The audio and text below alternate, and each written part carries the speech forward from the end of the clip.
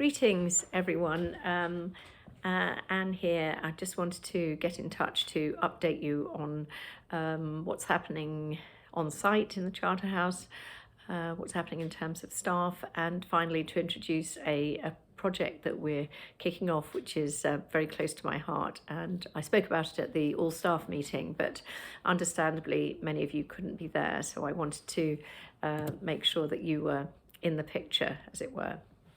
So firstly, the announcements this weekend. Obviously, we had to move quite fast to prepare for the new situation on Thursday, and Hannah's done a great job with others to come up with two options. So brothers are either going to opt to be home, in which case they will continue with communal dining, but they won't leave the premises, or away, and if they choose to be away, then they will have the liberty of going out for walks, doing essential shopping, but they will be collecting their meals from the hatches. So this will require timetables, organisation, but we're on the case, and that should be sorted soon. And I have to say the response from the brothers has been pretty positive thus far. It's good to have a choice in these difficult times.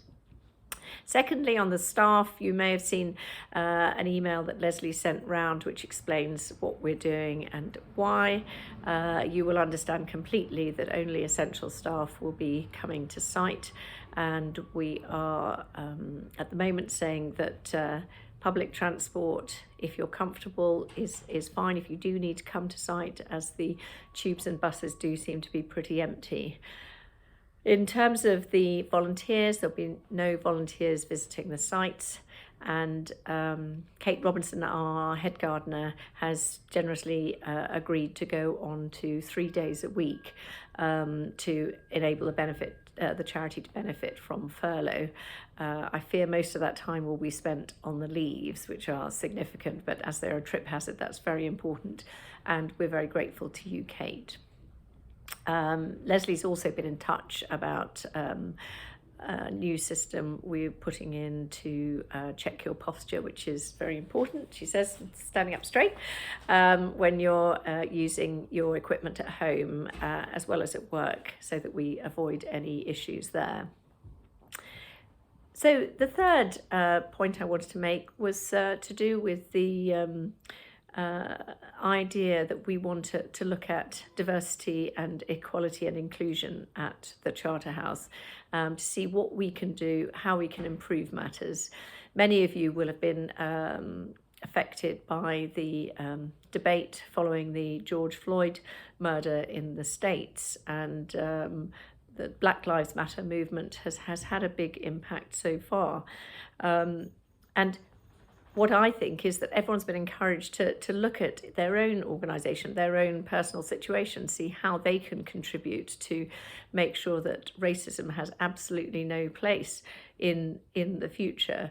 And our former finance director, Beth Hale, who left to pursue other exciting opportunities recently, said to me personally that she really hoped that the Charterhouse staff could get training in equality and race. And as the first Charterhouse female black director at the Charterhouse, wouldn't it be a wonderful legacy to her to make sure that we take this seriously and take it forward? So we all have our own experience of seeing racism, seeing discrimination, especially in London. Certainly growing up off Labatt Grove in the 60s, I remember as a child seeing signs in windows where flats were for rent saying no Irish, no dogs, no blacks, which seems unimaginable, and fortunately is unimaginable today. But clearly we all understand there is a long way to go. And I'm sure you will have your own stories and your experiences of this kind of thing. And we want to listen to those and understand the situation. I suppose the point is, what does this mean for the Charterhouse? What does it mean for the Charterhouse as a charity, as an employer, and as an institution? Which frankly has a long history with various individuals in its history that have associations that are offensive to many people. We have to appreciate that.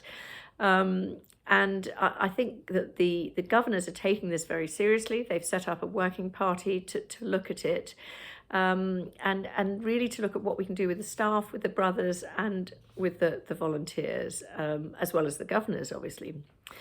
And what I want to make sure, and I'm sure my senior management team join me in this, is that this is not just a knee-jerk reaction, that it really is well thought through, genuinely felt, in terms of looking at our community, look at diversity, looking at training, looking at recruitment, how can we increase the pool of people applying to be brothers, how can we increase the diversity of our governors, and how do we ensure a sort of safe and secure environment where everyone feels able to speak up about their views and be listened to.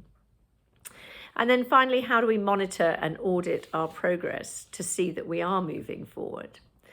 And how does this involve you? This is obviously the key thing for you. So a recent survey of the brothers, literally 2 weeks ago, over 86% agreed that the increasing diversity of staff, brothers and governors was having a very positive effect on the community.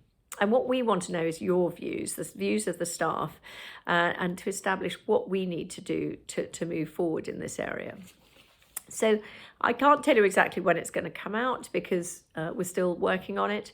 But Can and Anne, who's very kindly agreed to take this project forward, will be sending out a survey for you to do either online or in hard copy. And this will be entirely anonymous, really asking your views about diversity. What is important? Why is it important to you? And this is not an exam. It's not a right or wrong answer. It's all about how you feel. And nobody will point the finger because we won't have the names. So that is the first step, to really say, what is it all about and why do we need to look at it? And then the second step will be to send out a monitoring form. And a monitoring form gives us the opportunity to establish what the current state of play is. And so that obviously can't be anonymous. We really hope that you will respond and give us the information, because then we can have a starting point and see where we go from there. So I wanted to take the opportunity to speak to you directly about this, whether you're at home, whether you're on site, wherever you are. And I should say that we're obviously going to be monitoring and auditing the brothers and the governors and the volunteers as well. But as follow-up, I should confirm that Can and Anne, as she's taking over this project, is more than happy to answer any questions you have, and delighted to involve as many of you as wish to be involved in this.